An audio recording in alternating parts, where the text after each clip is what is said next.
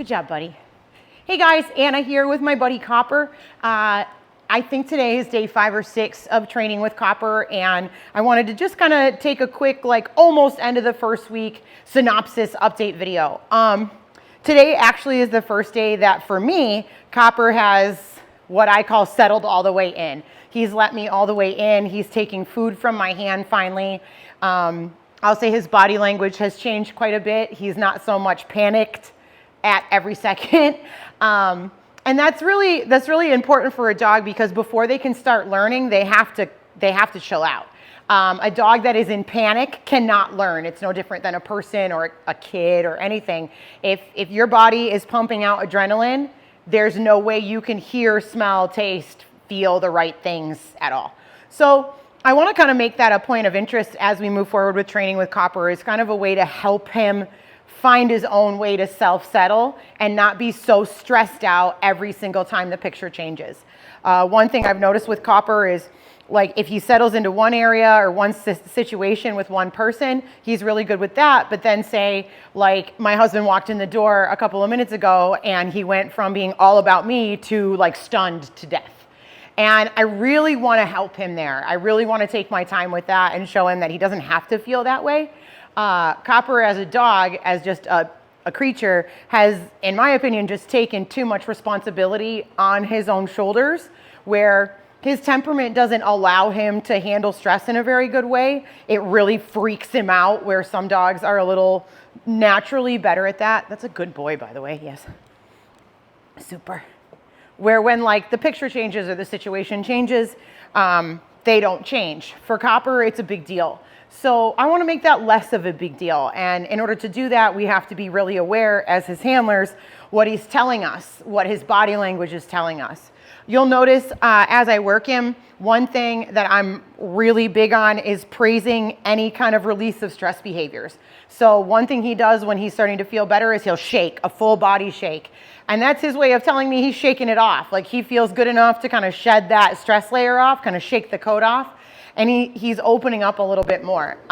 He's done that a lot more today than he has in the last couple days. Another thing to notice is his eyes. I know you can't see very good right now. It's not super zoomed in, but when you look at him right now, you just see eyeballs, not big whites of his eyes. We call that whale eye.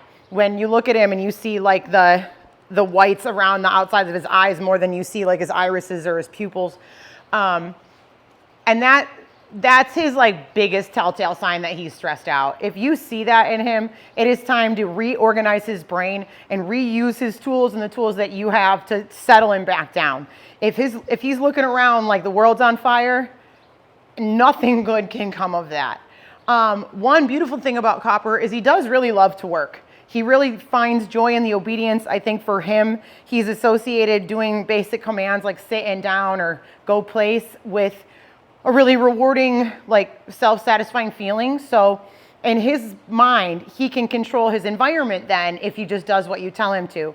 So knowing that about him and noticing that, it's kind of allowed myself and my other trainer, Blair, who's been helping me really get into his brain a little bit more, where if sometimes for the last few days, if you'd bring him out of the kennel, he just immediately eyeballs wide open, mouth wide open, panting like a psycho, just body on the muscle all the time, just so scared. And we're just out here trying to play ball with him or give him a snack, right?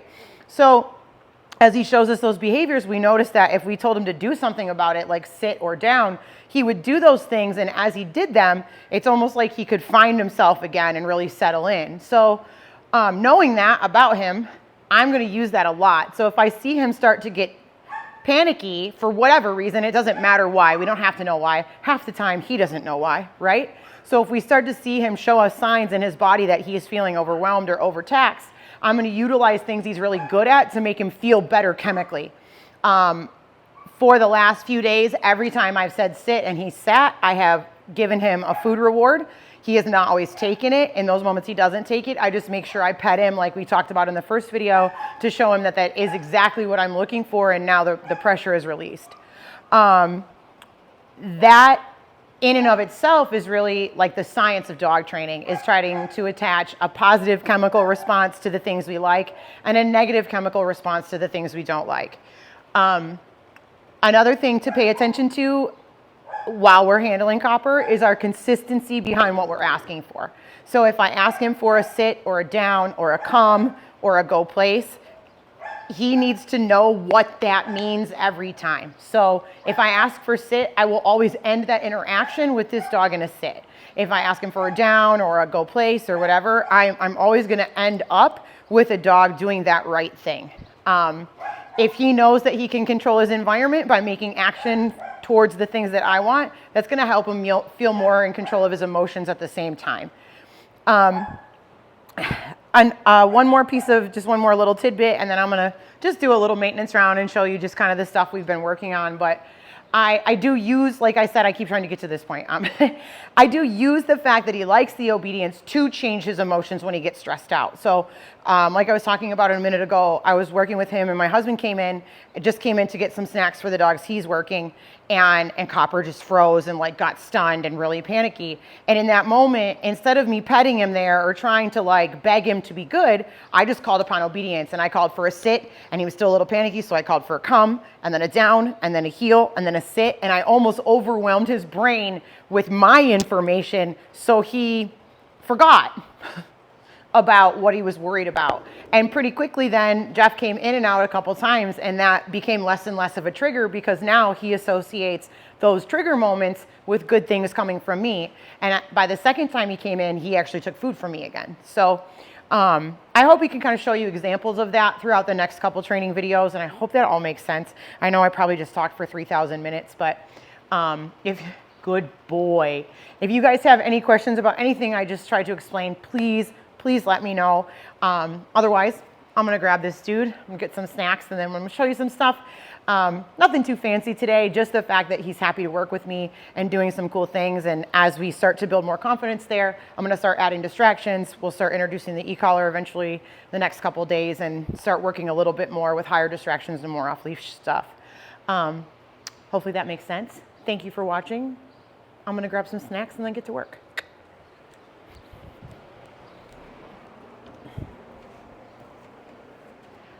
All right, Super Dog, you ready?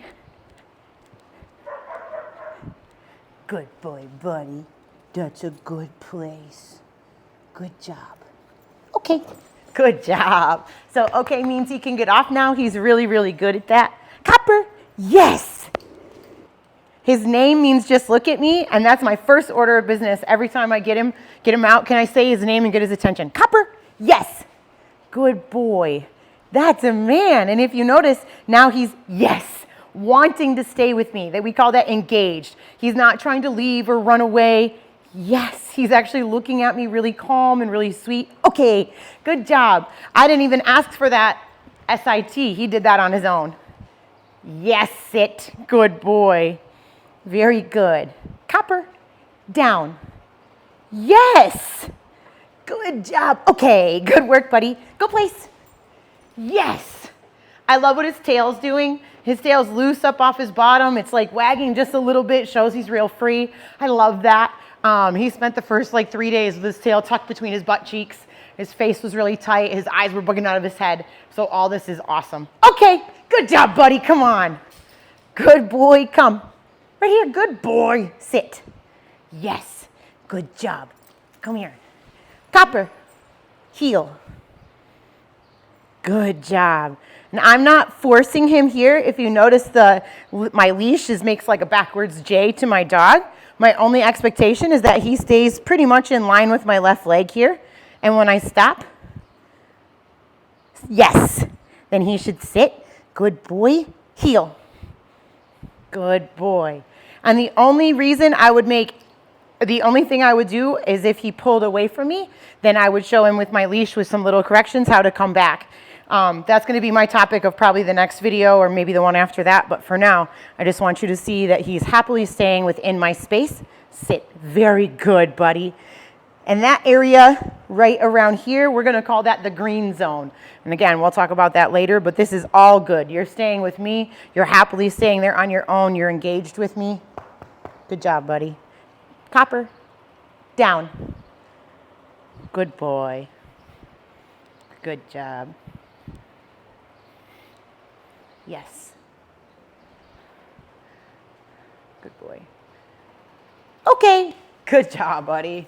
Super. Cool, guys. Thanks for watching. I hope you enjoyed the video. We're going to keep training. If you have any questions or want me to clarify anything, just let me know. Otherwise, we'll talk soon.